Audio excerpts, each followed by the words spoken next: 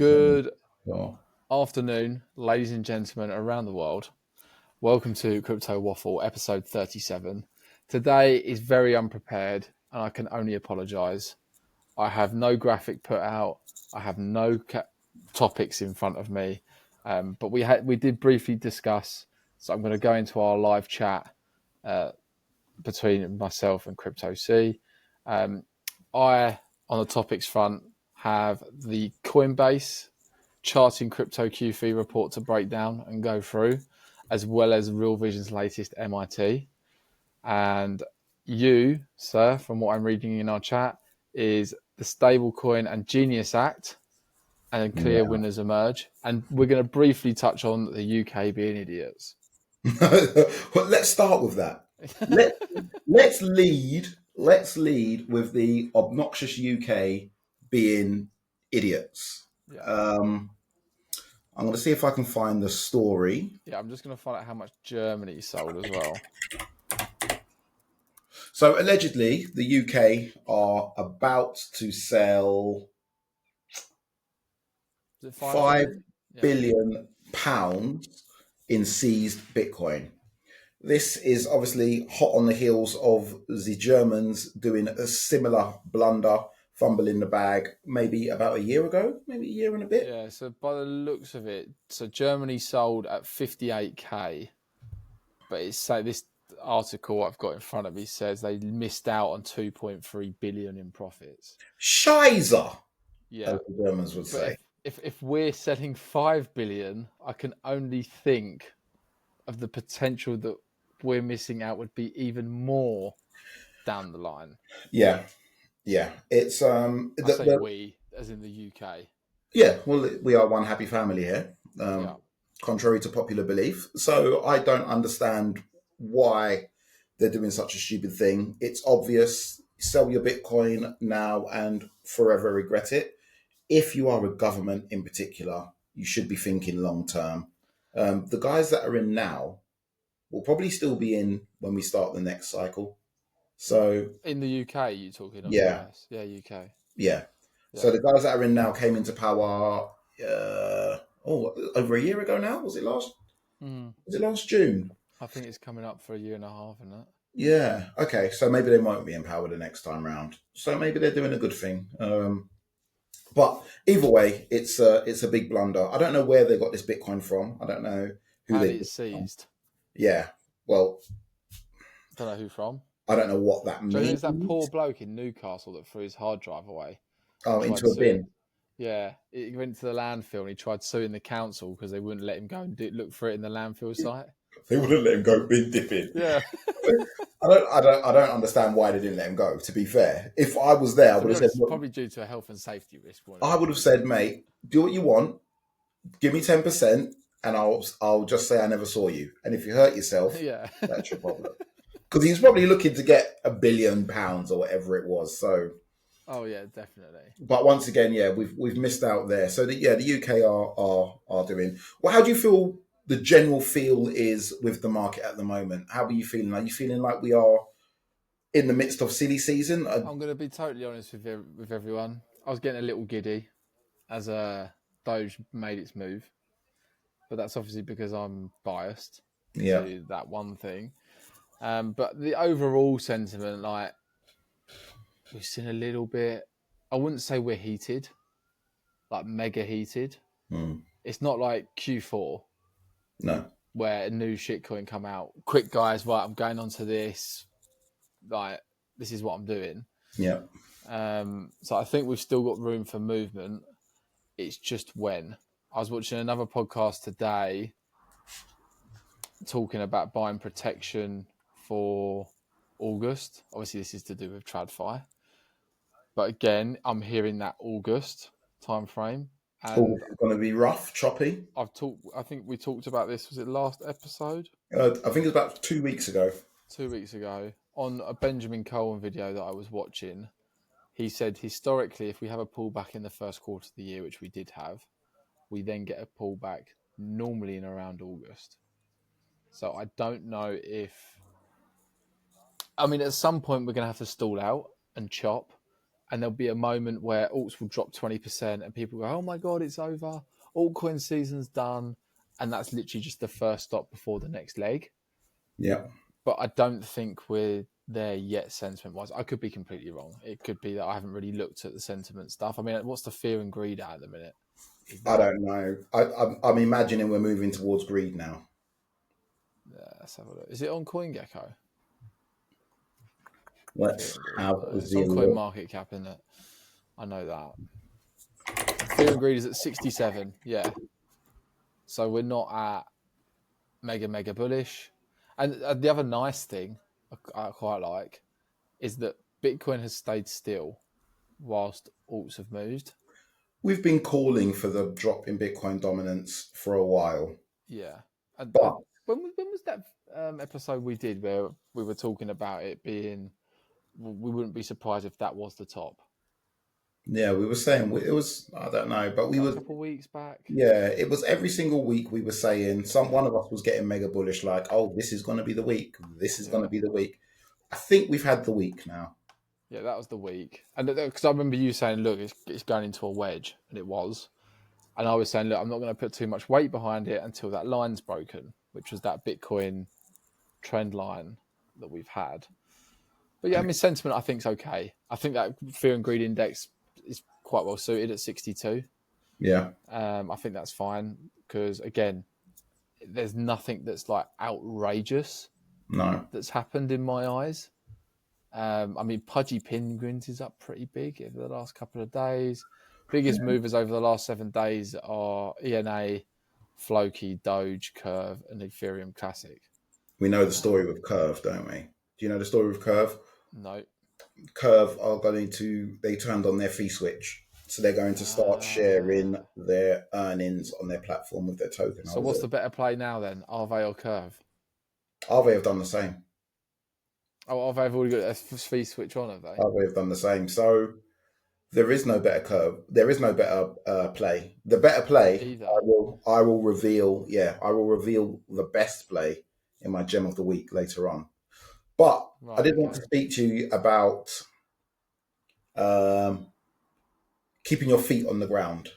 How does the average person keep their feet on the ground in this scenario? Because I've not seen you smile this much in the time I've known you. You've been it's that time of year. You've been that bundle. You've been a literal bundle of happiness all week, and it's been a joy. But we've been waiting 3 years for this, right? So, I mean, how does the average person? I was very smiley Q4, like very happy Q4. I think this one's different because I think Q4 caught everybody by surprise, and everybody was a little bit like, "Oh, this might not be it. This might not be it." This one, everybody's like, "Come to Papa." Yeah, but that's everyone that half knows what they're talking about. Which is most people now. There's a lot of information out there. Yes, no. I mean, I think there's a lot of people in the dark. And this on the podcast earlier, and for full transparency, it was the Forward Guidance podcast with I can't remember the guy they had on now, but they're like one of their latest podcasts, and he was saying that their guest, he cannot believe how retarded, effectively, asset managers, big hedge funds and institutions have been because they're not realizing the amount of money printing going on. Like they still talk about trying to earn a 7% a year and blah, blah, blah. And they just seem to be completely blind to what's happening. And this is where retail have cottoned on and understand it better, which is why they were the biggest buyers of that April dip. I think we've got different incentive structures, though, isn't there? For retail, incentive for retail is to make money. So is it for institutions? I think their incentive is to not lose money. Their incentive, well, yeah, that, and I think now they're pivoting towards rather than actually doing a good job at making money, it's just fees. Yeah. Like that's it. Yeah. Because they were talking on the podcast about how everyone's obviously now Trump's talking about having crypto in people's 401ks and stuff. And how are they going to force people to buy bonds?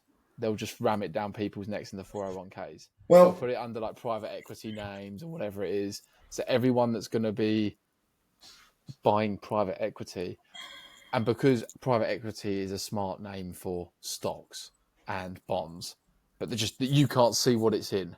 Like, Yeah. rather than you knowing it's in the S&P in a 5-year government bond, you can say it's fancy and go, oh, it's in private equity.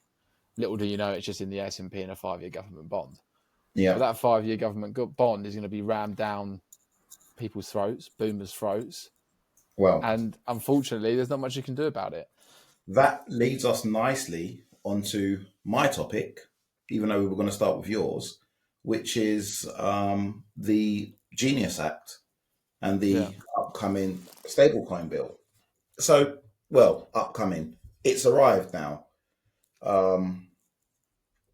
Almost. So the law has been set. The Americans have said, right, we're going to have these. This is the way we're going to look after stable coins. You must have this, and this in place. You're not allowed to do this, this, and this. The people who hold the stable coin are not allowed to get interest on it, and your stable coin will be considered money. Right? So stable coins will not be a security. They will not be a commodity. They are now money. Now, the interesting part is, which I was when I was doing my due diligence, was that the stablecoin issuers. So you have to apply for a stablecoin issuing license, which is supposed to make it so that everyone can do it. But it kind of the suspicious people will say, okay, well then they'll only give the license out to their friends. But the rules for getting this license are pretty clear. They're some people will say they're vague, but I think they're pretty clear. And one of the things you have to do is you have to have somewhat transparent collateral for your stablecoin. So you want to issue $1 billion worth of stablecoin, you have to have $1 billion worth of good assets that back this that collateral for this stablecoin. Now, what certain projects are doing, the project I will name is Frax, which is a stablecoin issuer, and also Ethereum staking LSD or LSD, whatever you call them. They are going to use US T-bills. So they're going to gobble up all of these bills, and then they're going to issue these dollars behind them. They're going to build their own network. They're going to do all those things, but they are definitely going to find a reason for these T-bills to exist. And I think that is well, it's another way for them to push them into the market, isn't it? Pretty well played by the Americans. It is pretty well played by the Americans. And the real interesting part about Frax in particular is that they have been planning this. So I went and looked back into their governance and all the proposals they've been putting in, because they've got like a DAO where everybody votes on what they do next. And they previously were like a Luna, like a UST. They were algorithmic stablecoin. And then Terra Luna fell apart. If people don't remember, in 2001, there was this dollar pegged stablecoin that lost its peg and everybody lost their money, whatever. So as soon as that happened, these Frax guys, they were like, right, well, we're not going to do that then. So what we'll do is we will prepare ourselves for when regulation comes in. And they started preparing themselves from then. So now they are absolutely ready. I think it's not my gem of the week, but from what because I mean, I've just briefly looked at Frax chart. You've got a potential massive inverse head and shoulders, which would give you a target of, give or take a couple dollars, around 20. And it's only at 3 now. Yeah, 376. See, I like their website as well. Like on the front page, as you come up, you've got all the partners: BlackRock, Superstate, Stripe, Bridge, Wisdom Tree, Lead, all at the bottom, right in front of your face. So the two winners have clearly emerged, or the two front runners have clearly emerged. They are obviously Circle. Everyone knows about the way you play that is you just go and buy Circle stock, or Coinbase, But I think for this one particularly, Circle, because Circle will be the ones issuing the stable coin. They will be the ones controlling they will be the ones in control of the money. So Coinbase, according to a quick search, Coinbase owns a 50% equity interest in Center Contra, which was responsible for the USDC stablecoin. Right, so they own around 50% of Circle. Well, there you go. That makes sense. So Coinbase are thinking the same as we're thinking, but for that reason, I guess I wouldn't own Coinbase. I would just go straight to the source and just go straight to Circle.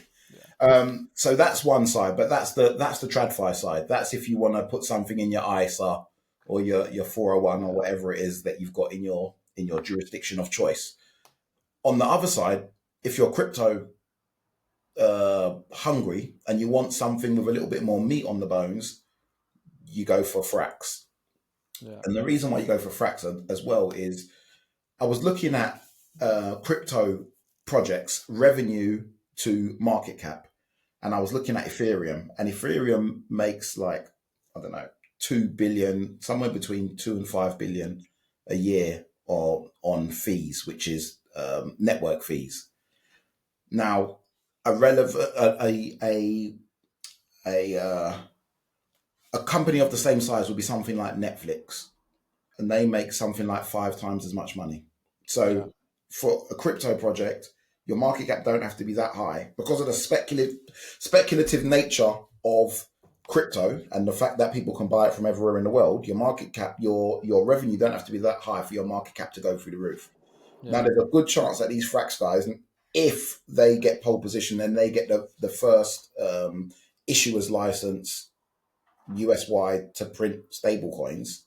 There's a good chance they take the lead. They do take the lead. I would expect them to have a size that rivals something like DOGE. Oh, you're muted. Can't hear you. Yeah. Oh, sorry. I've accidentally clicked on mute. So do you reckon that's potentially a top 10 asset? Potentially, yes. Down the line? Potentially, yes. Yeah. For the same reason that we was all like, right, we all know Circle, they have won because they will be in charge of the non-CBDC CBDC. Yeah. They will be in charge of it. We now know that from a crypto side, the people who are in the lead are Frax. If they get that license first, the license hasn't been given out yet, but if they get that license first, the people who get it second will probably be Circle. And there might be a 6-month wait. It wouldn't surprise me if Circle's already got it. Well, no one's got it yet because it has to be public. Yeah. But you're right. It wouldn't surprise me if behind closed doors, they've already said, Circle, you've got one. Another thing is that the main guy or one of the main guys behind Frax helped write. Do you know who wouldn't surprise me if they get one? Who? Justin Sun. I feel like maybe he's a bit late to the party. I think he might be late to the party, but we know what he's like. And I'm pretty certain that USDT on Tron is the most actually used, especially by retail, stablecoin that there is. Yeah, I think they've already shown that quite a few times. Yeah. With metrics and whatnot. But yeah, so I think he's got a lot of reach out towards Asia way as well. Yeah, and Europe. Yeah, and Asia and Europe. Trump would love that. Yeah. So those are the 3 in pole position. Those are the 3 in pole position to control Justin Sun and any project that his name is mentioned in. Justin Sun, yeah. Justin Sun. What's the bald guy at Coinbase? I forget his name now. Brian Armstrong. Yeah, Brian Armstrong. And then whoever the guy is at Frax. Yeah. So anyway, as we're on the topic of Coinbase, let me share my screen. Can we see? So for anyone that doesn't know, Coinbase every quarter release a charting crypto thing. And as you can see, this is number 3 of 4 in 2025. And we're going to quickly skim through what I think is the most relevant. If you have the time to go through the whole lot, please do. Is it where is this available? Just online. Okay. If you just go to, or if you just searched in charting crypto Q3 2025 report, it'd throw it up straight away. These are very, very useful, these things. Yeah, so good. So good.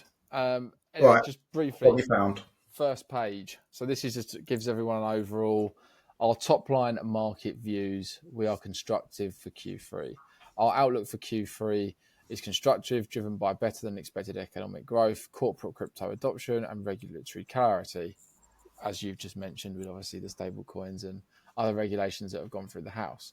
Yeah. While a pullback remains possible, conditions are unlikely to cause asset prices to revert to 2024's lows in our view. So for price comparison, let me just get Bitcoin up on my other screen. 2024's lows were August 6th, and Bitcoin was at way 50k. So they're basically saying 50k is out the rearview mirror and it's never coming back. Is what I understand from that paragraph there. Macro prospects are trending in the right direction. The sector, no, Spectre. I'm just used to saying Harvey Specter from Suits. The spectre of recession has diminished, and the US economy is showing signs of a strong economic growth. Significant regulatory progress that could reshape the crypto landscape is underway, with stablecoin legislation advancing and market structure bill under discussion. And crypto adoption by corporate treasuries is an important source of near-term demand, but there are valid concerns about potential systemic risks in the medium to long term. What would make us more constructive? A more aggressive rate cut approach from the Fed, which obviously we've been talking about a while, should come in the back end of this year. It would likely lead to a risk-on stance from investors and would reduce the opportunity cost of owning assets such as Bitcoin that do not offer a native yield. What would make us more concerned? If the global trade war heats up again, or if geopolitical tensions ignite, that could lead to a broad-based retreat from risk assets for which crypto may not spread.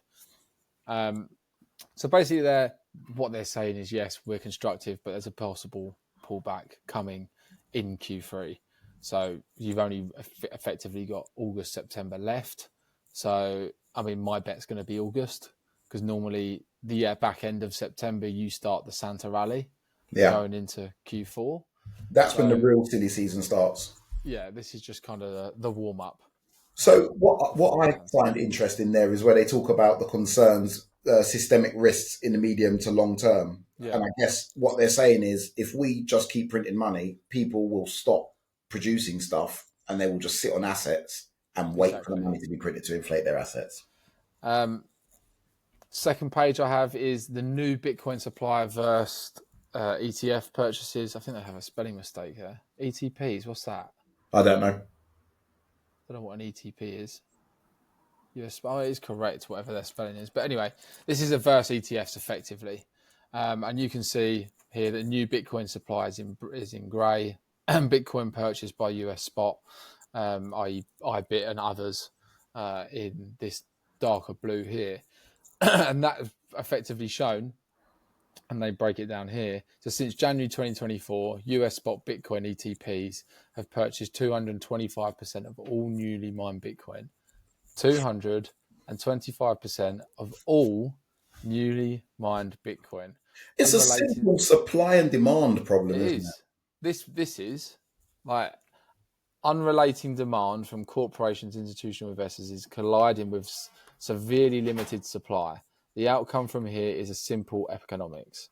Yeah. And they're basically saying it's a fancy way of saying higher for Bitcoin price.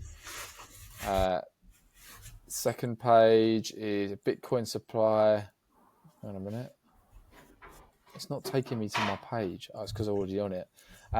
Artificial intelligence crypto sector, token market caps. So if anyone that is looking to get arguably AI exposure through crypto, these assets here, not financial advice, are ones you should be looking at. BitTensor hit the headlines because there's a treasury company now, isn't there, buying them. They've got a treasury company. They've got their own microstrat. Near's kind of sleeping. You can see here, like, I don't know what this chart is kind of showing, just billions of dollars. FET arguably peaked, probably one of the highest, but Near and I would say BitTensor alongside FET are probably the better ones. The smaller ones are Render and WorldCoin. There's obviously smaller ones like AI16Z and like micro caps as well, but these are the bigger ones. There are more than 20 institutional grade projects building decentralized AI technologies. Their combined market cap is 15 billion, which is less than 1% of Bitcoin's market cap. So that just puts it into perspective of how small this sector is compared to the GOAT. Considering how big it's supposed to get, Yes. AI remains the biggest thing in tech. Yeah, because you've also got to remember in TradFi world, Nvidia is now the biggest stock ever. At 4 trillion. Well, that makes sense because it's all about processing. And the hype is behind AI. Everybody's using it. People who aren't using it are still excited about it. Nothing comes close. I guess the closest thing might be quantum. Quantum's a long way behind. It is.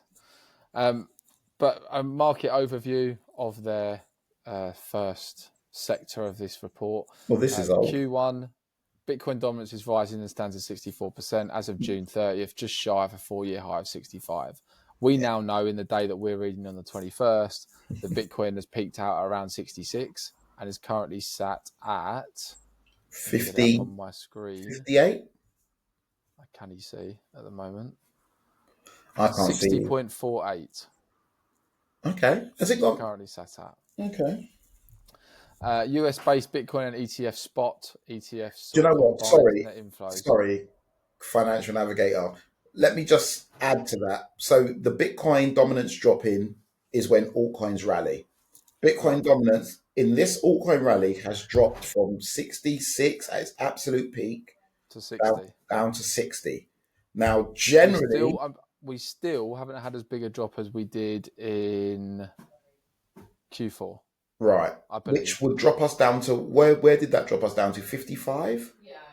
So the Q4 drop from peak to trough was approximately 11.5%. And I will show you guys this again in a minute. Our current drop is 8.3%. Right. So 11.5% drop would put us at around 58.5. So and generally in a bull run, Bitcoin dominance will drop to what, 40? Our history suggests potentially even lower. Let's go. But yeah, the range I'm looking for is 39 to 44, which is a big drop. Yeah. But anyway, second roundup was US-based Bitcoin ETF spot ETF saw combined net inflows of 14.6 billion in Q2, far outpacing the 627 million from Q1. Stablecoins continue to surge with total supply hitting a record of 230 billion, plus monthly transactions exceeding 4 trillion. This page here shows Bitcoin price performance since cycle low. Now, this is what I was going to work out whilst we're live. So effectively, and again, this could be my 3-year-old brain working here. First cycle, we reached this 500x from peak to trough. Second cycle, we did 100x. Third cycle, we called it a 20x. So conservatively, this cycle, I'm thinking along the lines of we should come up around this 10x area. Yeah? Give or take an X. I mean, what is it? 1X amongst friends. So even if it does 8 or 12X, it doesn't really matter. But if we did a 10X from the cycle low of the last bear market, which was around 15K, that's 150K, isn't it? So the idea that we top around that 150K mark, I think is perfectly normal. And I know some people aren't going to like to hear that, because they'll be thinking, oh my God, treasury buyers, like we're going to 2.5 million, blah, blah, blah. Let's be realistic. It's unlikely that we do a 20x from cycle low. This time it's different. But every single time of these cycles, there was a this time it's different. This time it's different. This cycle, the institutions were coming, never came. I think we have the institutions. Right. So I think the last cycle, the institutions could see, but they were window shopping because they didn't have the vehicles. There was no ETF. Agreed. This time they've got the vehicles. I think we may, which is a spoiler for my gem of the week, we may see ETFs allowed to stake their crypto? Yeah, I think we will. During this I think cycle. that's a no-brainer. So if we get that in the next few months, then who knows? Yeah, I just think, I mean, this chart, looking logically and thinking logically, again, I could be thinking completely wrong. But I think logically Bitcoin would top out around that 10x. Yeah. So I think to be conservative, you're probably looking at a range of 140 to 160K. Something like that. And don't get me wrong, I would love to be proven wrong and this thing blast straight to 200. I'm happy for it to do that. But I'm trying to be realistic. It's not to say that we won't go further down the line, which for sure we will. I'm just talking like what's left of this cycle, which is potentially around 9 months. I think the interesting part will be that the alt season, I think, will be pretty dynamic. Yeah. And I think that's where I think Bitcoin has done the majority of its move at this point.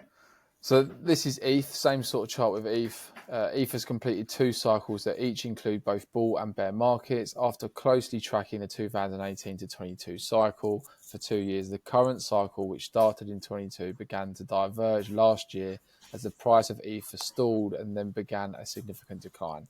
So that is this section here that they're talked about, i.e. we're tracking last cycle, then we diverge and had our steep decline, which was the capitulation phase that you yourself capitulated in before we've head up. Yeah. However, in May, many short positions were closed, leading to technically driven ETH surge due to massive offside positioning and short covering. So again, with the same logic, first cycle we did the 2000% performance. Second cycle we did, what's that, 7.5, potentially 7. This cycle, yeah. Is it fair to say that ETH maybe does a 10x, which is 1,000? I don't know. It's got a lot of ground to cover to do that. Because I mean, what was the low in 2000? This is measured from lows, yeah. The low of last one was 15, maybe. So we'd be taking the bear market from 22, yeah. So maybe I think it went down to 1,000. You know. Yeah. So bear market 22, we went to a low of 880. So you'd be looking at about 8,800 ETH. Maybe. I think that's about right. I think ETH does get a turbocharge in this alt cycle. So I think it does. It's definitely possible. I mean, what would ETH market cap be at 8,800? Yeah, I will tell you. So the market cap is currently 450. So it'd be around $1 trillion, a little over $1 trillion. Okay. So it'll be half of what Bitcoin is. I think that's possible if you consider that a big chunk of US money will start to run around on ETH. I can see that. I mean, I've been saying, and I think ETH tops out between 6 to 8K this cycle. I think Bitcoin tops around 150. Before the start of this cycle, I had set my stall out for ETH to hit 10K. It wouldn't surprise me if it did. Yeah. But I would rather be proven wrong by the markets. Really. Yeah. I would much rather they prove me wrong and go straight through what I want. We shall see. We shall see. I had put a bet on with people before that ETH would have flipped Bitcoin in this cycle. Yeah. And I can't see it happening. No, I can't see it happening. Bitcoin key takeaways. So as you read through the report, you get a bit more on Bitcoin and blah, blah, blah. But maybe on the next cycle. Maybe on the next cycle, ETH catches it. I don't think it ever flips. You don't think ever? Nah. Don't think ever flips. Bitcoin's liquid supply, so coins moved within 3 months increased 12% in Q2, where illiquid supply coins unmoved for more than a year fell by 2%. Investor sentiment, as measured by net unrealized profit and loss, reversed from anxiety to optimism as global trade tensions receded and macroeconomic data exhibited strength.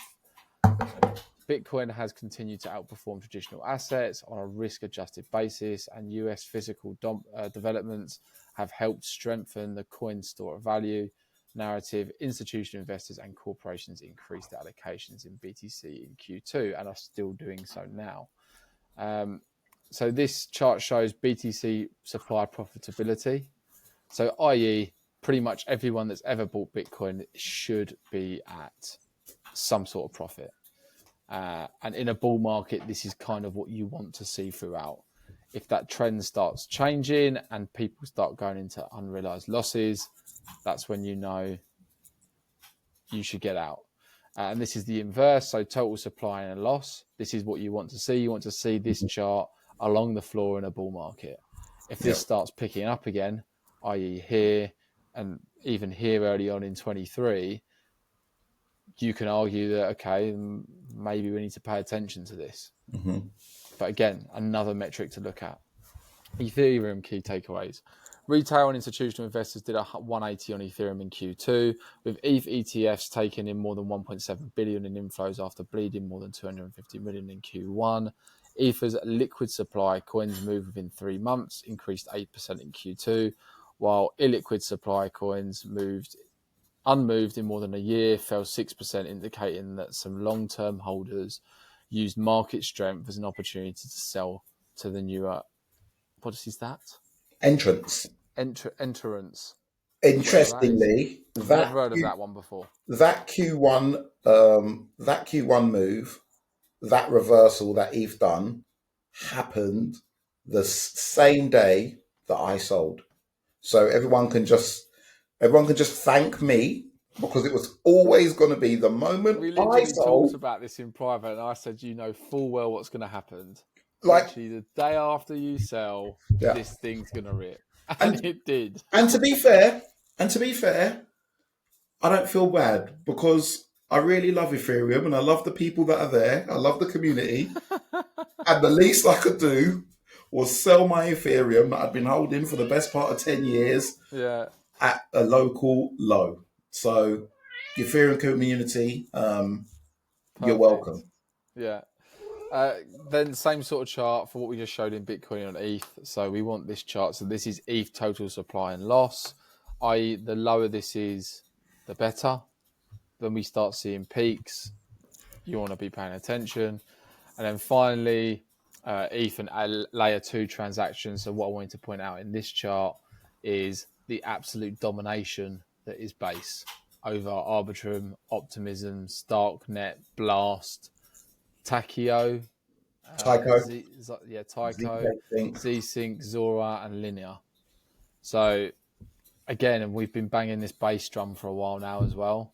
Yeah. Don't sleep on Base. Yeah. I know Coinbase have just done their updates. I do actually need to rewatch the Coinbase announcement videos as well. I didn't see them either.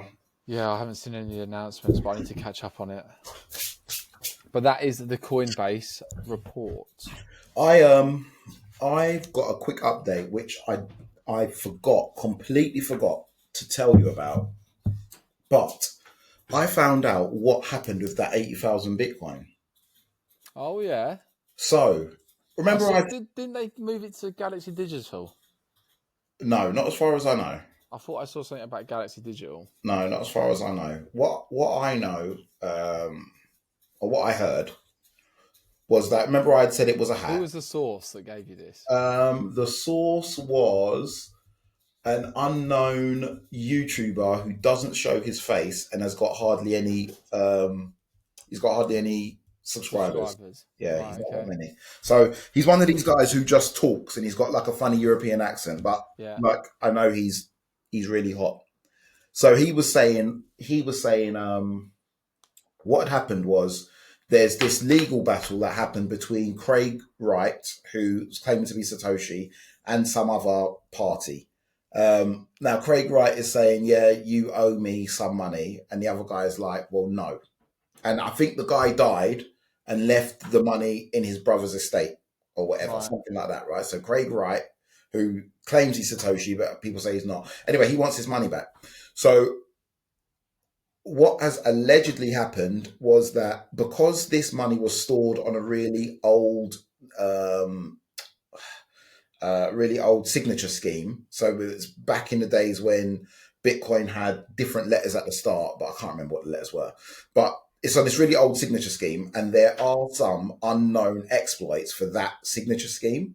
Right. So somebody has taken that money and they've moved it, and then they've said, right, you need to go to such and such, like Osborne and Brown solicitors website to get your money back. And they've put that message in the blockchain. So they've taken the Bitcoin, they've left a message saying, right, we've got your money. It's at Osborne and Brown solicitors. Come and ask for it. And then when you go to that website, it will show you, right, we've taken the money. And the reason why we've taken the money is because our client believes that this money has been abandoned. Now, if it's your money, you have to come forward and say it's your money, and then we'll give it back to you. You've got until May 2026, something like that, they've said. So, effectively, I was right. It was taken without the owner's consent, but these people are now saying that the owner abandoned it because I guess they know that the owner can't come forward to say, it's my Bitcoin. Because he's dead. Maybe. Or maybe, I don't know. Okay. That's another set of speculation, but that's where the thing is so far. What I'll do, actually, because it's a really good story, is I'll take proper notes. I'll watch it again. I'll take proper notes and I'll share it properly next time so that we've got like the website and stuff to see, because it was really interesting. The guy had got like the actual transaction. You can see it on the chain, and then you can also go to the website and see where they've said blah blah blah. Yeah. So that's what happened to that stolen or abandoned Bitcoin. Yeah. Shall I save the MIT for next week, or shall I run through it now quick? Save it for next week. Let's do Gems of the Week. Right, okay. Gems of the Week. Do you want me to go first? Yes, sir. I extend my hospitality to you. Let me share my chart. This is the reason why. So for some people, you may or may not know, I had a decent bag of the mighty POPCAT. And because I've been so focused on my biggest bag as of late, which was the mighty DOGE, I forgot to pay attention to my other bags. And in doing so, I have discovered that if you chart POPCAT against GIGA, and I was thinking, first of all, hang on a minute, I'm playing POPCAT. There's definitely a riskier coins you could play. And I thought, GIGA, fart coins at highs, GIGA's not there yet. I want something that's reasonably cheap.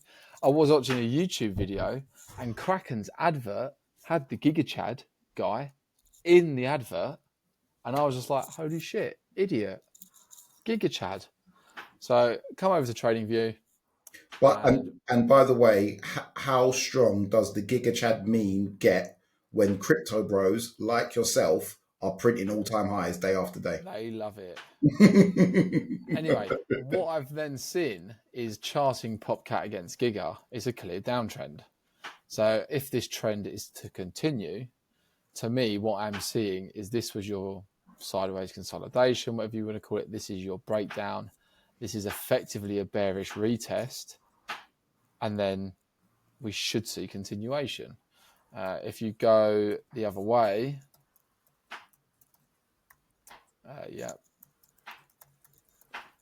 you see this, a clear outperformance of trend. So what you'd be looking for on this front is probably something like that. Again, you'd be sitting here thinking, oh shit, like, is it going to fall through? If it falls through, it's probably lights out, POPCAT outperforms. But this is where you normally, it's at these moments, people are afraid to pull the trigger, and that's where you be that guy that's not. So my gem of the week this week is the mighty GigaChad. And just to give you a perspective of where we are off of all-time highs, this is the dollar chart for everyone that wants to know. And from current price to all-time highs, you're looking at approximately 3x. Yeah. Approximately. I also think you have an argument for a nice cup and handle forming. So, i.e., that's your neckline. Here's a nice big cup. Here's your handle. Then your measured move for cest cup and handle would be approximately 13 cents, which from current price would put you at just shy of a 5x. So that is my gem of the week. I like that. GIGA is also one of Murad's coins, is it? Yes. I Yes, think sir. POPCAT, though. I think GIGA and POPCAT are both Murad coins. Yeah. POPCAT, I like POPCAT, and it's got just as good technicals. It's just that GIGA's a higher beta meme. Like if you look at market cap, I'm pretty sure. What's POPCAT sitting at? 418 million. GIGA's sitting at 200, half as small. I'll tell you another place where you go to look. Cookie DAO. Yeah, Cookie DAO's good. I've actually got that window here. Yeah, let me have a look at Cookie DAO and let's see. I'm staking my Cookie DAO. Mine is in liquidity. I'm providing liquidity. Right, so what I want to do quickly, I'm going to share my screen so that you can. That's what I like to see. On their daily sentiment, DOGE is the biggest sentiment gainer. Yeah, well, that's not surprising. Yes, please. Keep it So going. is this the one we've got? Yeah, DOGE is up there. So now we said D-Day, we said D-Day. How nice does it feel to be right? I like to share a meme around this time of the cycle, which says, I got to work late and my boss said, why are you late? And I turned to my boss and I said, you need to watch your mouth. Yeah. I'm assuming that is you. Just a tad. That is you. So what do I want to do? I want to search POPCAT. Yeah, I do like their home screen of cookie.fun. Yeah. So community sentiment for POPCAT is 85% positive. And the community sentiment for GIGA, I reckon it'd be smaller. 85 is high, so it's going to have to go some. 87. Hello, GIGA. Up the Giga Chads. Right. And I genuinely think that the bull run plays into Giga Chad. I think that the psychology. It being one of the new coins like FAR, SPX. No, but I just mean out of the two. I think that the psychology. There's something new in it. It's not just any old cat coin. And it's like, raw. Look at me at a time. Masculinity. When people are printing money and feeling really big. Yeah. People are feeling really tall. So yeah, I think that's a good swap from POP into GIGA. I may add that to my watch list. But it's time for my what is your one, sir? Gem of the week. Do you reckon I'll be able to guess it? Oh, you've got no chance. Oh, right. You've got absolutely completely new. Absolutely no chance. Yeah, I've never spoken about this project before. So, do you know what? Let me stop sharing. Let me share properly. I'm going to share the whole thing because I'm going to jump around from tabs to tabs. So, go for it. I was sitting at home and I was thinking to myself, right, Ethereum is now having its time. Yeah. But why is it having its time? What has changed? And I was like, okay, the technology hasn't changed. All right, they've done an update, but no one really gives a damn. The update hardly changes anything. They have an ETF, but they've had an ETF. But now we're in a bull market and we've just had stablecoins be accepted. So now we know that stablecoins are going to be moving probably around EVMs. Probably. Maybe a bit around Solana, but probably mostly around EVMs. All right, fine. Then I checked this. And I thought... So value, never heard of it. So value is where I used to go to check on ETF inflows and outflows. Okay. So they were doing the inflows and outflows from before the ETFs were actual things. You know, like when Grayscale had that fake ETF, non-ETF ETF. Like these guys were doing it from then. So anyway, this is from Friday. The daily net inflow in the US spot Bitcoin ETFs, 363 million. Do you want to guess what the one was in ETH spot ETFs? So say that again. It was 300 and what? 363 million went Bitcoin ETFs. Went into Bitcoin ETFs. Bearing in mind that When was this? That was on Friday. Bearing in mind that Ethereum ETFs are like 1/10 of the size of Bitcoin ETFs. 300, 120, Okay. 80 million. What? 402, sir.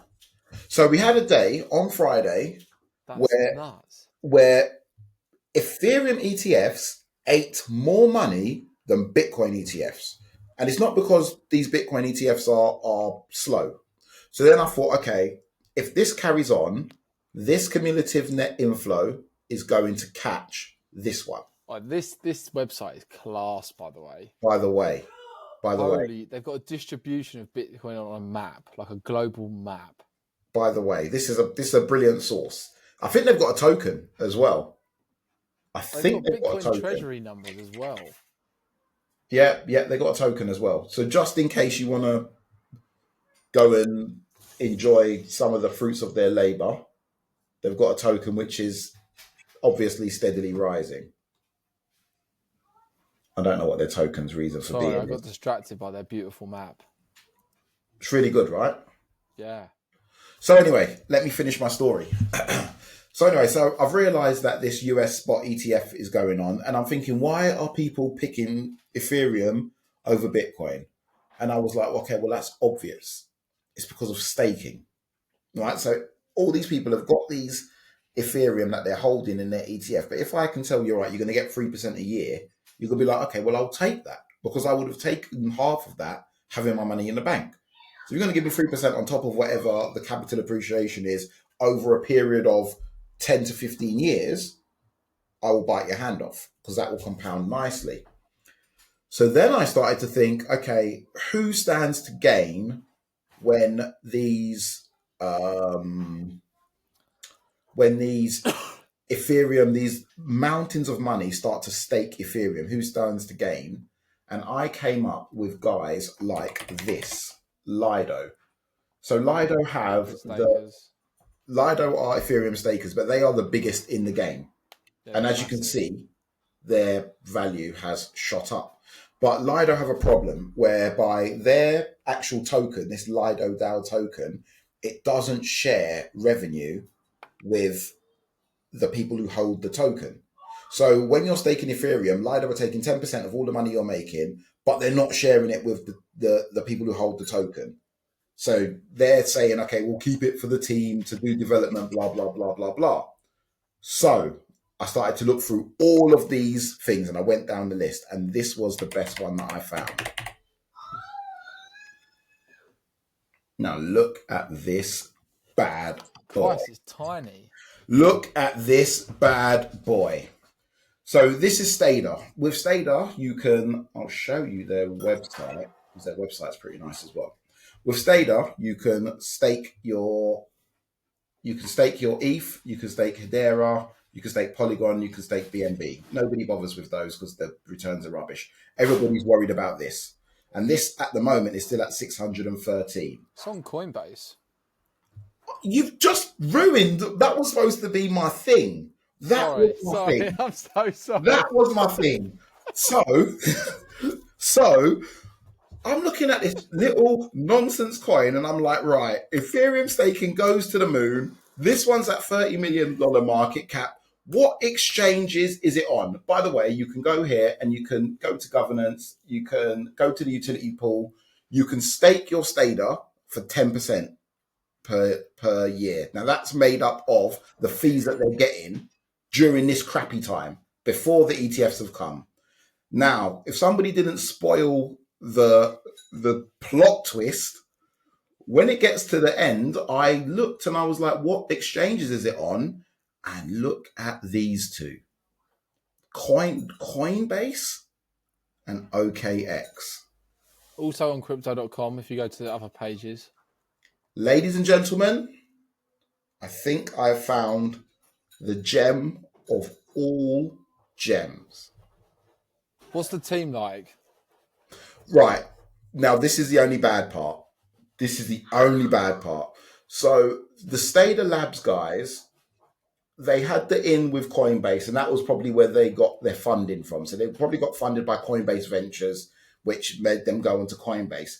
Now, if you go to their Twitter, which I will go to now, let me go to their Twitter.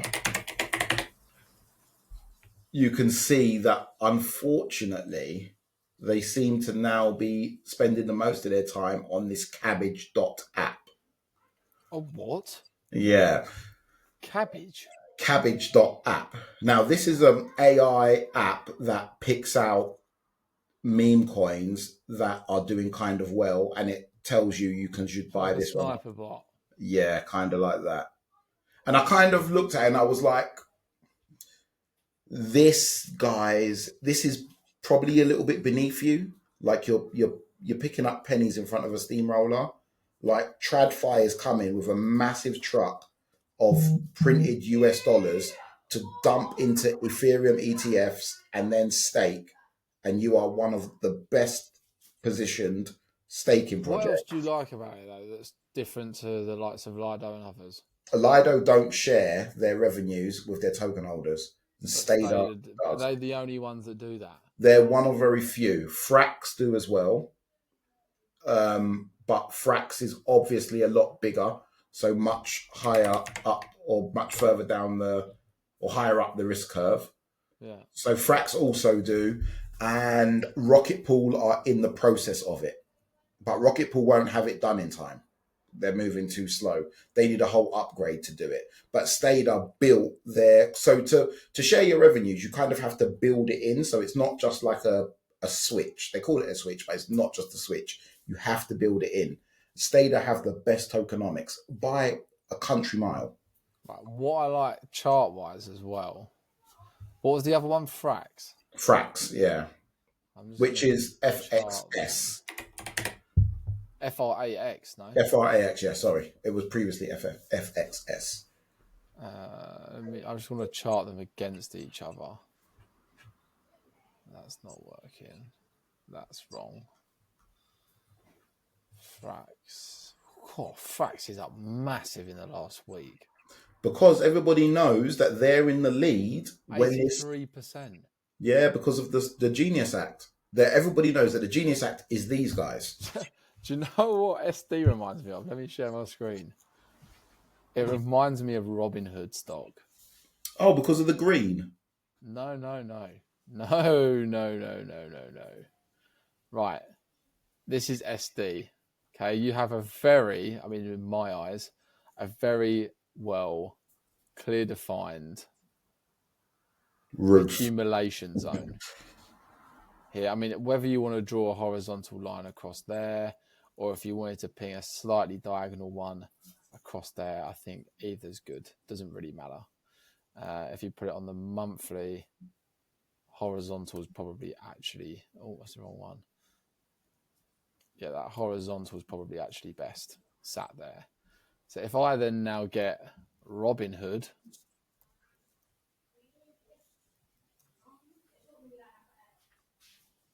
Let's look at Hood. Look at that. Before we got on the rocket ship and went to Mars, what happened? You're in this long accumulation zone that lasted arguably 730 days. Yeah. SD's current SD, what's the token name again? SD? Yeah, it is. Stader has been in an accumulation zone for arguably 1,500 or 1,157 days. What should happen that breaks? Probably ridiculous moves to the upside. And what I also like about it is we've already had that standard 96% plus drop. Yeah. So anyone that is still holding fully believes that this thing is going to do something and are not just buying it for hype. Yeah. But you could argue also the same with this FXS. This FXS, it's you have to buy it. I don't It's care if you fracks, isn't say, it? Have I got the wrong chart here? yeah, that's it. But what you might have is if you got to be careful that you don't get the Frax ether. We probably want.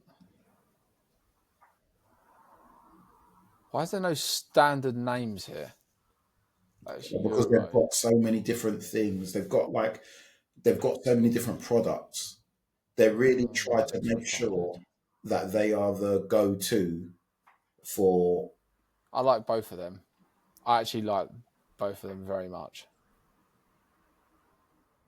Stader really respects that accumulation phase lines, doesn't it? And I think you could argue the same for this one For as well. Frax. Look, Yeah. on a Just monthly, you stick it on those bigger time frames. Weekly, yeah, it doesn't look as clean, but you stick it on those monthlies. Holy, look at that. And if you were to do a trend-based fib extension off of these, which you could arguably do, it's giving you targets of what, $7? yeah, easy. On current price, 10x.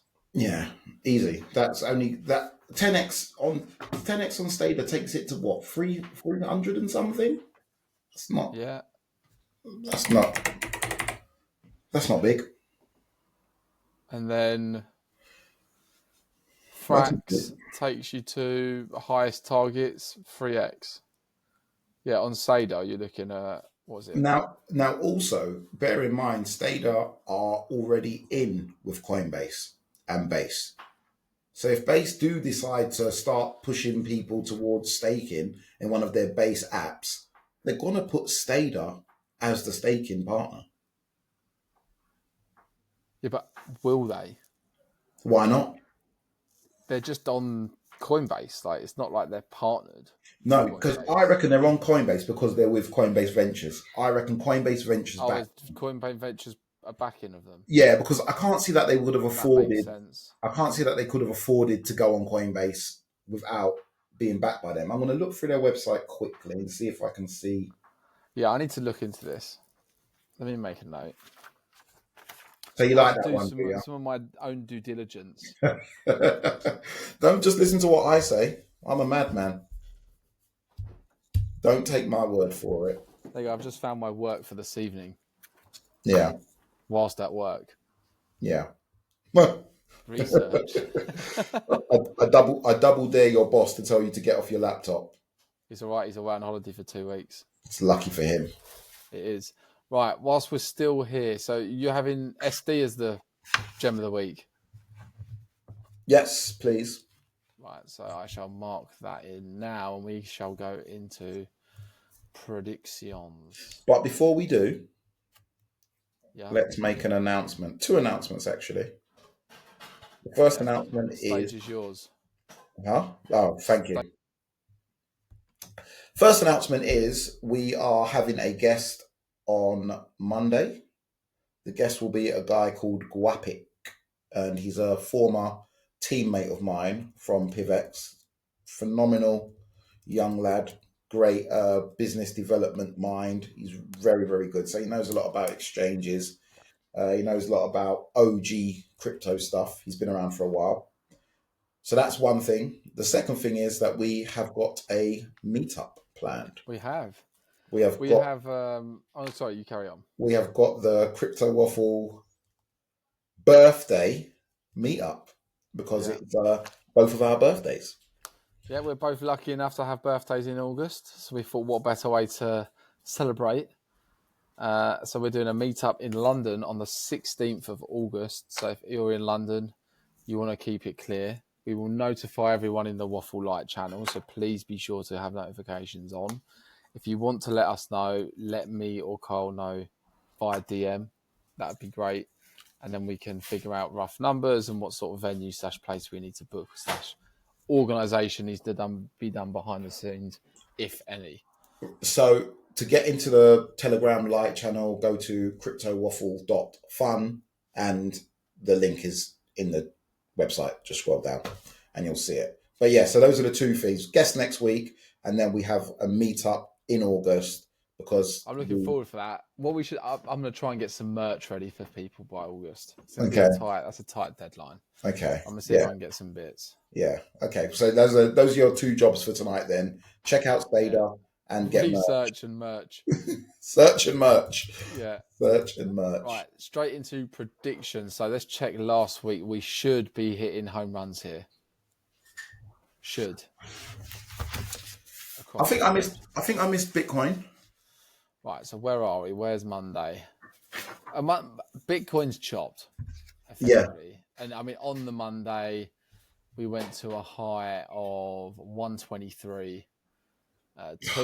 You put in a prediction of 125. I put in a prediction of 114. We are bang in the center at the moment, so nothing there, unfortunately. Again, direction was correct on the Monday. The Monday evening was the high for Turbo. Unfortunately, didn't happen. Again, same with mine. Like we're just bang in the middle. Well, my Turbo prediction was crazy, by the way. Well, you weren't that far off. Let's be honest. You were a mere 15%. Yeah, 14.5%. Okay. That's not outrageous. Yeah. No. If I'd have got that, I would have been. Come on.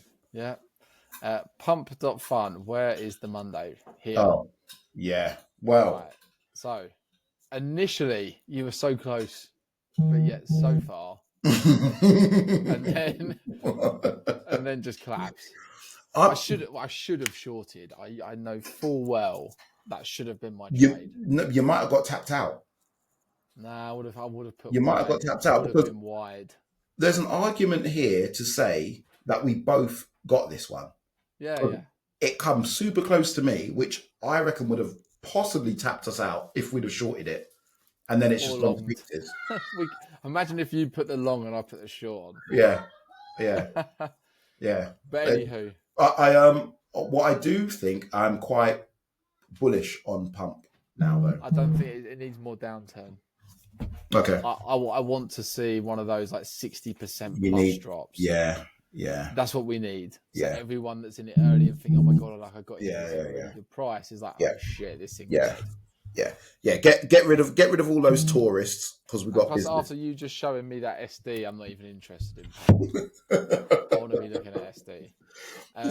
Stader or nothing. ARB, both spot on. Can I say? Literal spot on. That was the Monday. The red candle there. That is why they pay us. That's why they pay us the big bucks. I hope our stop loss. Take profit got hit. Was you just blowing out the green candle there? No, there was a fly landed on my. Yeah, I'm blowing out the green candle. It's getting too hot in here. Do the round of applause thing for us both. Let me see if I can find media. You can see me live, clapping, cheering. It's not even doing anything. Failed. Oh dear. Massive failure. Apologies, but round of applause. We have our first one. Both hit that one on the head. Whiff. Hit on the head for me, but just off yours. Just off mine. Marginal. The Monday is this candle here that my cursor's on now. Yeah. So it's literally within the last 2 days, Saturday, Sunday. Yeah. That we've had, Sunday, Monday, that we've had these hit targets. But we know that these ones are going to move because they have to race back to all-time highs. Who had what? Was it I was ARB, wasn't I? You had Whiff? Yeah. We were both long as well, weren't we? Yeah. Oh, you wait till we see our hyperliquid.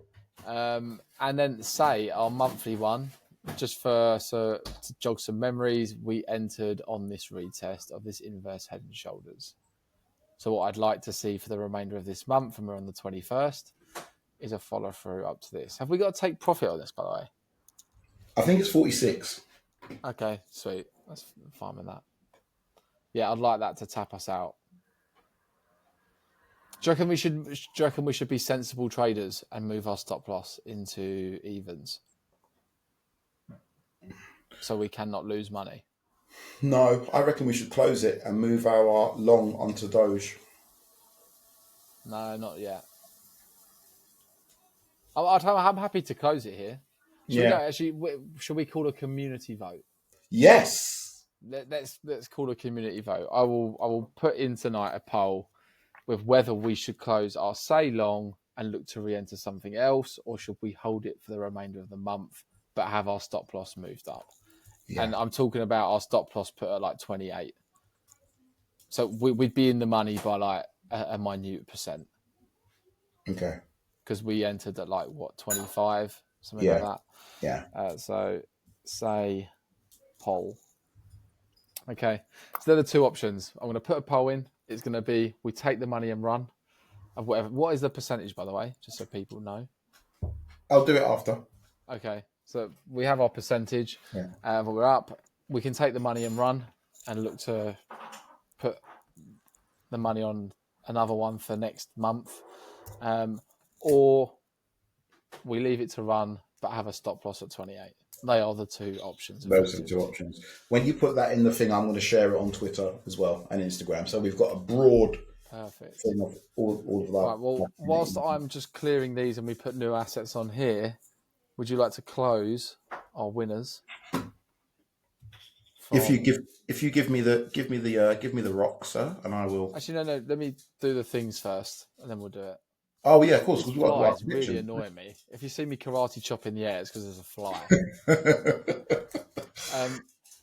I think predictions, we've got to have ETH included this week.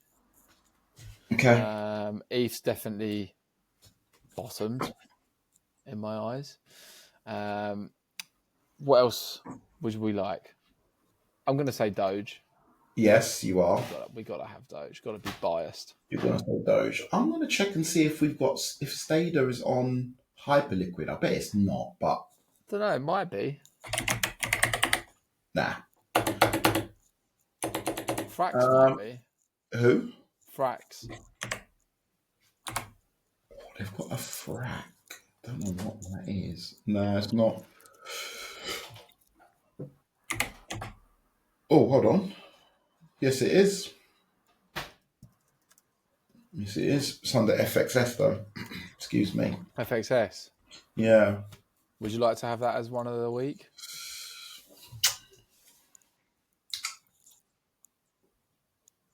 I mean, I reckon you could put Sader in. We just can't trade it. You've got to be mindful of that. Yeah. But Sader and Frax, they're a bit more long-term, you know.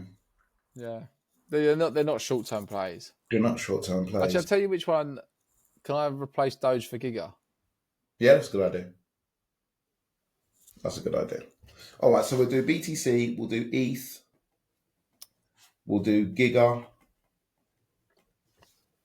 Actually, let me get this down here. Oh, there was another one that I was looking at that was exciting me. Giga Chad. I wonder if Lido's in here. Should be. Lido's pretty big. Yeah, it's not in here.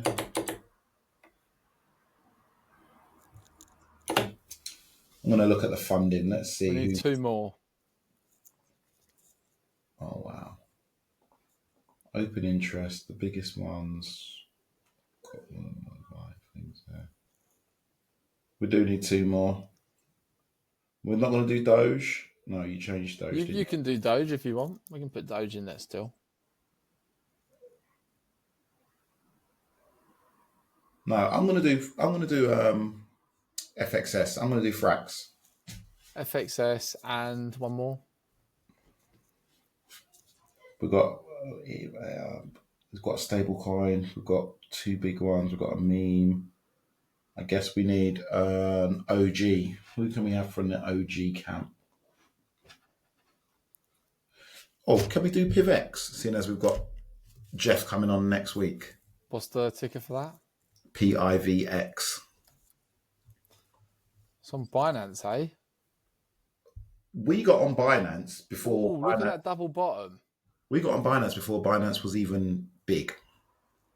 I say we, like I didn't get kicked out of the project. When did this come out? 2016. Right, this chart's only got the history to 2023. Poloniex, that might have better chart history. No, it shouldn't be. Poloniex won't because they weren't on Poloniex for years. Okay, let's go. Why has it only got that short history? Here we go. Boom. There it is, 2016-17. Look at that jump. Look where we started. Crazy. And look where you are now. Mm. But anywho, right, Bitcoin, where do you think we're going? Predictions for next week. Um, We're just chopping him. He's just waiting. Yeah, more chop. I'm gonna stay chopping to the upside. So I'm gonna say 125. To stay where you are. Yeah. Yeah. Am I allowed to stay where I am at 115, or is that a bit close? Bit close, really, isn't it? Bit close. Let me do 112. Yeah. 112. Let me sing. Yeah, I think we just chop effectively. ETH. Oh. Mate. ETH doesn't stop. Can I say 4K? Is that not enough? It's not even 10%, is it? What's 4K? 4,500. 4,500. Yeah. 20%. Big, bold. Where are we? It's pretty much that take profit line. That is Crypto C's prediction. Yeah. If these ETF people keep on buying it, and all these people we're in resistance. We are in a resistance zone.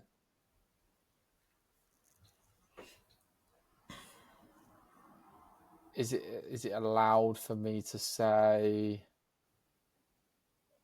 3.5? Nah, that's not enough, is it?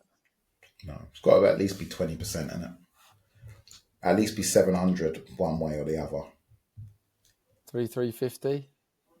That's 10%, sir. So if you think it's going down, you've got to say at least 3,000. No, it's too much. That's 20%. It's too much. I don't think we get that deep of a correction. I mean, realistically, I think it only maybe corrects to 3.5. It's barely a correction. Yeah, it's nothing, is it? Oh, it's so... I hate this short-term stuff. I'm not made for it. Just come and join me at 4,500. Yeah, I'm going to join you at 4.5. I can't. Because the other logical one is 4K, but then that's nowhere near. They're too close. Too small. Too small. What I prefer is to get the direction right and just overestimate, because I think that's bold. Because we are at resistance, and it would not surprise me if ETH came down. I mean, it'd shake quite a few people out if you went back to 3K. I don't think that the ETF people give a damn about. No, they don't care. I think that they're going to rush in, and I think if we get news this week that the US government, or the SEC as they are, say that you can stake your ETF Ethereum, I think they will. I think they will. And we are awaiting that news. Giga Chad, what do you think? Yeah, I think this one goes back to ATHs. Obviously not this week, but what do I want to say? Can I say 27? 27? Yeah. You mean 0.027? That's what I said. I thought you said 27 is like 27 cents. Yeah, no, sorry. 0.02. Holy 0.027. Is that not enough? Mega ball back in town.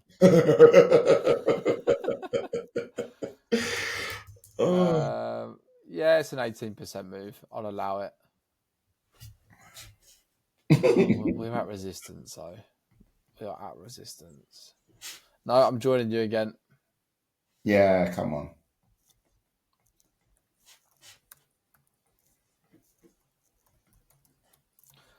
FXS. Oh. Boy. I am going to go bearish. At resistance, you don't think we break through it? I say $3. I think we come back down for a retest. But then again, this is the historic time where trying to get these retests rarely ever happens, and you're normally wrong half the time. Because this is when they just run away, isn't it? Yeah, they just don't care. But I'm going to try it. Okay, what did you say? $3. Whoa. It's about a 20% pullback. 20%. Big 20%. All right. Well, all you need is Bitcoin to drop to 15. People go, oh my fucking God, all season's over. This thing will come tumbling down with him. And then it will shoot back up again. $4.50. Oof. Oof. Big oof. Wow. If you said $3 down, if you said, 20% down, I've got to say 20% up. Yeah, I like it. And the mighty PivX, right. You have a double bottom at play. If this double bottom is to play out, I don't like this at all. Let's go to a weekly. Might be easier. This, by the way, at one point in time, I'll tell you something, this was the hottest thing in crypto. For a good 2 or 3... Are you sure that wasn't just because you worked there? Oh, no. It was the actual business. Everybody was on us. Come on our podcast.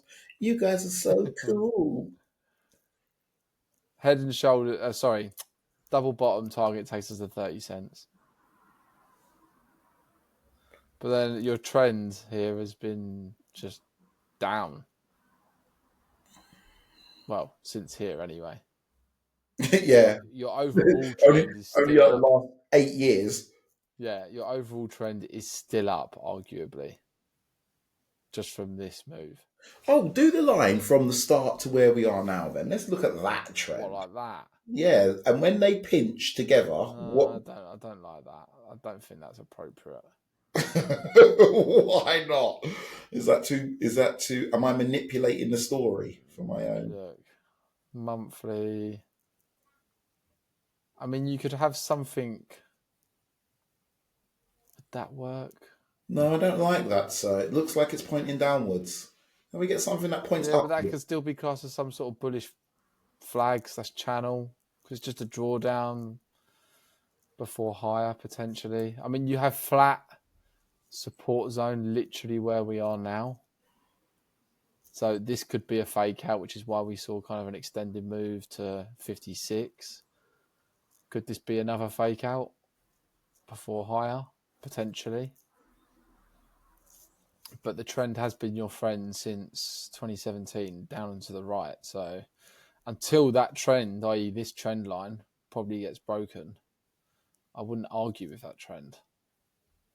I think also you could argue there's another trend line there, slightly smaller wedge. I'd wait for these to break before getting excited. How far in the future is that? 2029? Don't know. You could buy now, though, because obviously you're meant to buy when people are fearful, and you'd be buying at the lows when no one else is probably interested in it. But I wouldn't be touching that. It's not a bit of you, no? Nah, not when you've given me those other gems of today. I think my money could be put better use elsewhere. But over to you, sir. Oh shit! No, we didn't do predictions of it. Right, where's it going? 20 cents. I like it. What does it do? What is PivX? It's a privacy coin. Like so Xano and MXRN or whatever it is. And Monero. That's it. I'm going to join you again.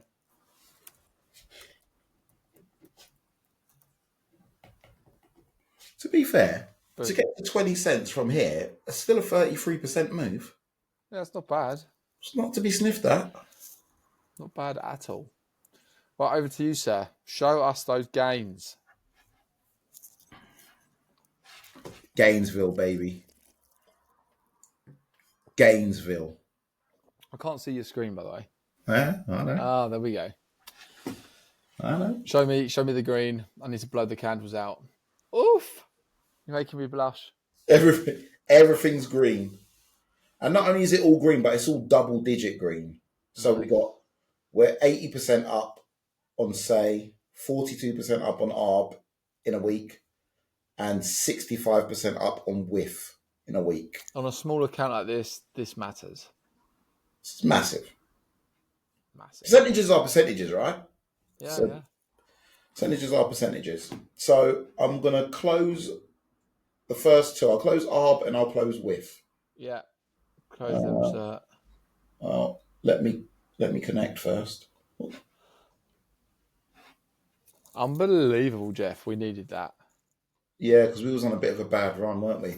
But to be fair, at this time in the market, everybody's a genius.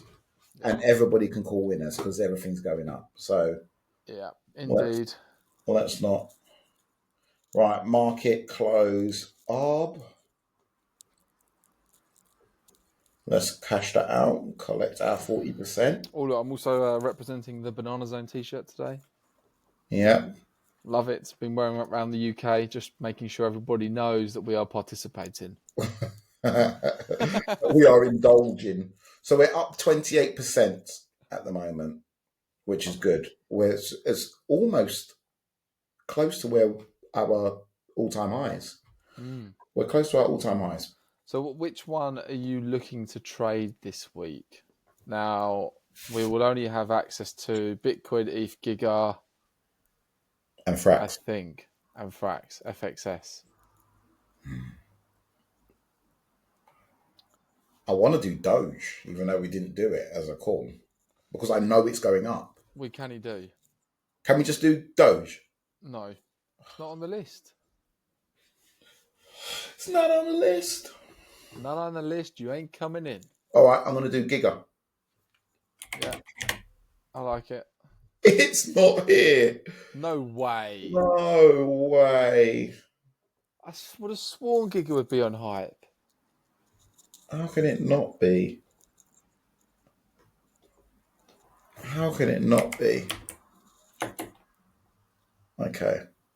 How is Chill Guy on hype, but Giga Chad isn't? Interestingly, this makes sense. This grass I was looking into when I was doing my research, it almost ended up being my gem of the week. Yeah, I've looked at grass before. Yeah. Okay, so we can't do GIGA. We got to do BTC, ETH, and Frax. Okay, well, we'll do ETH then. Yeah, you're taking ETH, yeah? I'm going to take ETH. I'm going to do a 3x. Yeah. I'm going to... So we just do the big boys this week. I'll do Bitcoin. You do ETH. Okay. We'll just do slightly bigger bets than 25 instead of our usual $20. Yeah. Because we think it's going to chop anyway. So realistically, we're not looking to get wiped either way. Right. So take profit will be 4K. Yeah. I think that's appropriate. Yeah. And stop loss 3.5. We could touch that 3.5. Nah, that's not worth it. Your gain is just not even. Should I put the gain up to 4.3? Yeah, I think you put the gain up to our target of 4.5. Okay. Then you can have a wider margin, can't you? Yeah. And the stop loss, leave it at 3.5 or drop it down to 3. Let me have a little look. 3.5 would knock us out there. We should have support there. Whoa, it's going to be tight. What's 3.4 saying percentage wise? 30%. Yeah, I think that's all right. Gives us a bit more wiggle room, doesn't it? Wallop. Let's get in. Done. Then for Bitcoin, do you reckon I should hedge our ETH long with a Bitcoin short? No. Nope. No, I don't. I think we should go and take all the marbles again this week. Do you know what? Can I put a request in to have mine on a limit order on the assumption that we potentially come down? Yes, yes, Because I because think we'll chop, yes, but I would like yeah, to okay, try and catch a Bitcoin long yeah. around that 112, 113 ish. I'm gonna do you Okay. one. I'll do you 113.5. Yeah. So if it hits that 3x long, yeah. Yeah, I'll do you 113.5. Yeah, then could I We'll have a hit that. stop loss of? Because I don't know when this, if it gets triggered, I would like a stop loss of like 108. Oh gosh, if it goes to 108, everyone's gonna start really panicking. That's what I want. Another zero in there. Yeah, there you And take profit. go. So where's my limit order of 13.5? Yeah. What's 19? 119 saying? Nah, got to be higher in it. I don't know. I think that's all right. To be fair, it's Bitcoin. We're not looking for anything like spectacular, Yeah, it are doesn't we? have to. No, it's just. I think if anything, we up the leverage to a 5. No, leave it where it is, and I'll just stick with 119. Yeah. Yeah.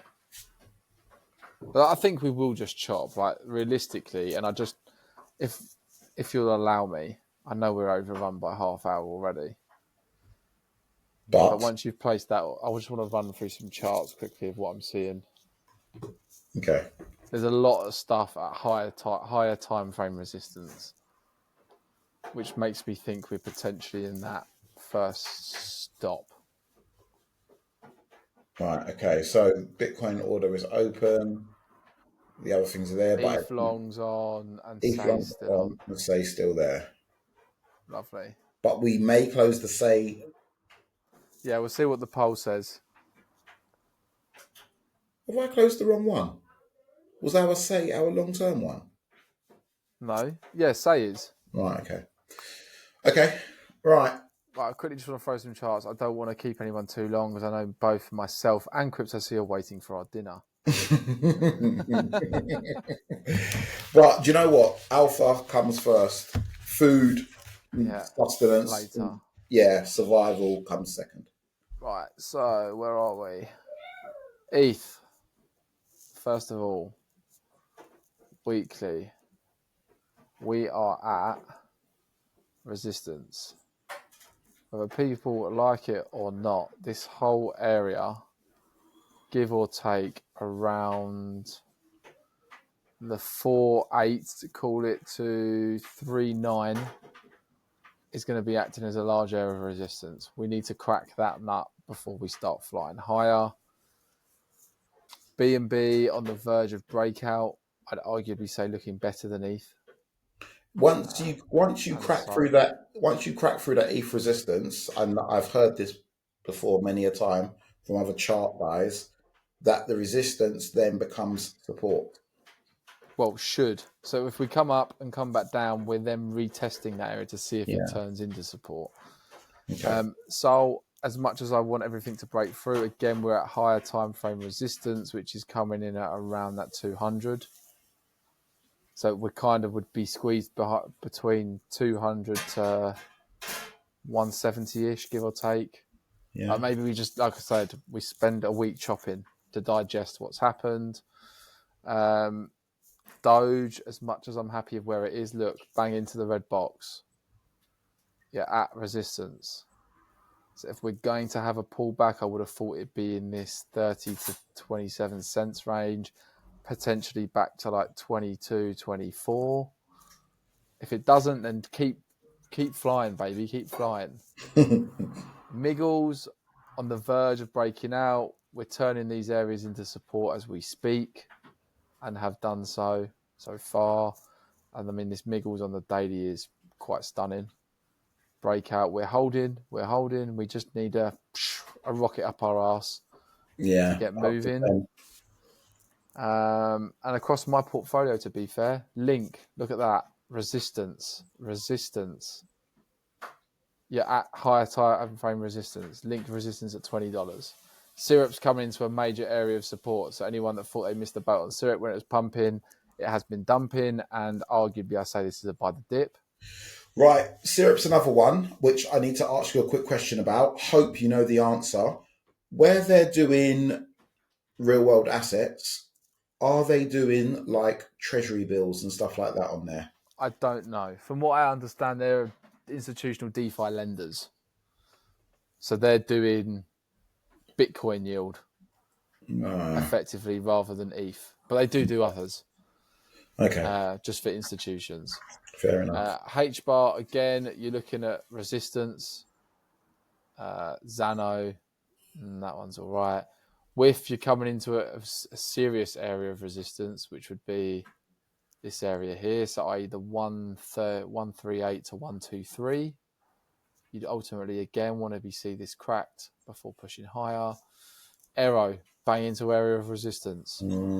FET, bang into area of resistance. TON, just getting out of the support. Expect TON to move when everything else is... Yeah, so it's Tom's time now, right? TON would be one that probably moves whilst everything else chills out. Yeah. Arve, bang into a big area of resistance at bigger time frames. I think if I put this on the monthly, this 330-ish level resistance. So a lot of stuff across the board. I'm sure if I just picked random stuff. Atom, look, resistance here, arguably resistance here at 554. Uniswap coming bang into an area of resistance, not too far off it. What else have we got random going on? Cake, resistance. All these candles acted here as resistance. That's a shitcoin. It never used to be. It was now. It lost me a lot of money and I don't like it.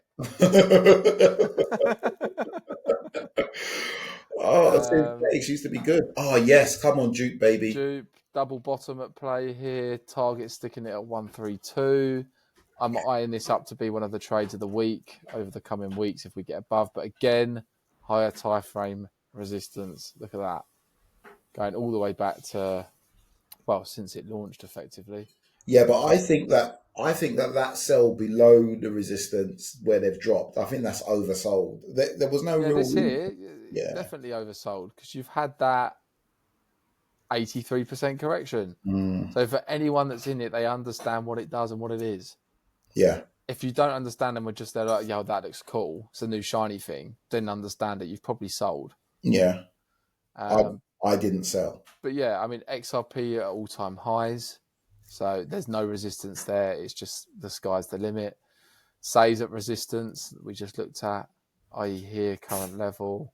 So across the board, effectively, there's some resistance. And just as a little bit of extra alpha. So I was looking at stuff against BTC pairs to see what looks best.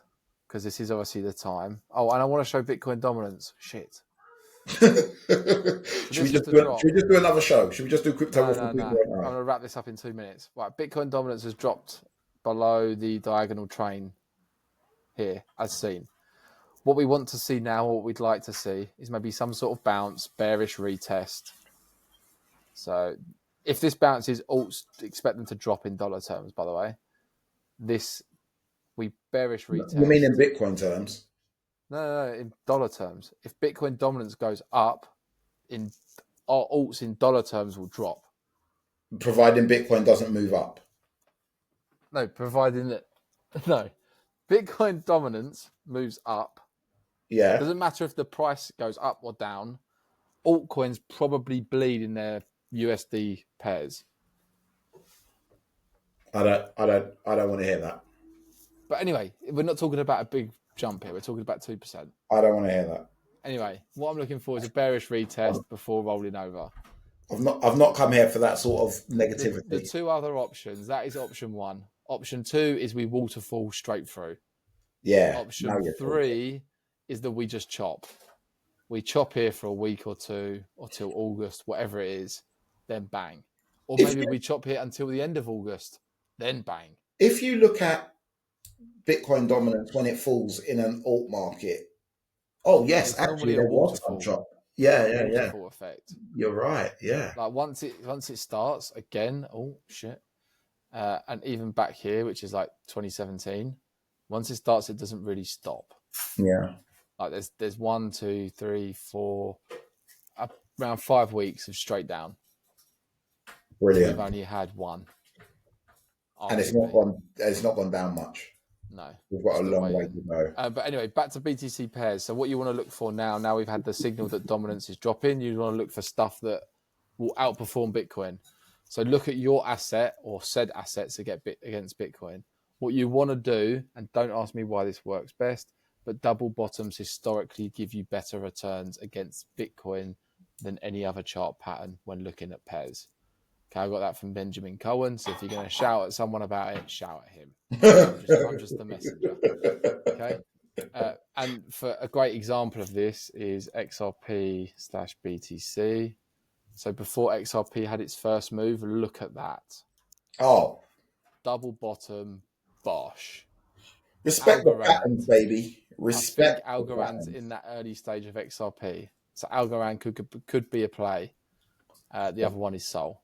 You got a lovely double bottom here. Okay. So going out into the coming months, Sol, Algo, I think will do very well. Okay. So, what's Algo's market cap at the moment? I don't know, but I literally picked the bottom in the bear market, took like a 3x, 5x, or whatever it was, and then rotated. And I'm now starting to think maybe I shouldn't have done. Yeah, we all make mistakes. It was so annoying because I did so much due diligence on Algo. Algorand is 91% off its all-time highs, by the way. What a Jeff. But anywho, we must go. Yes, we must. We must vanish. Anyway, it's been a pleasure, ladies and gentlemen.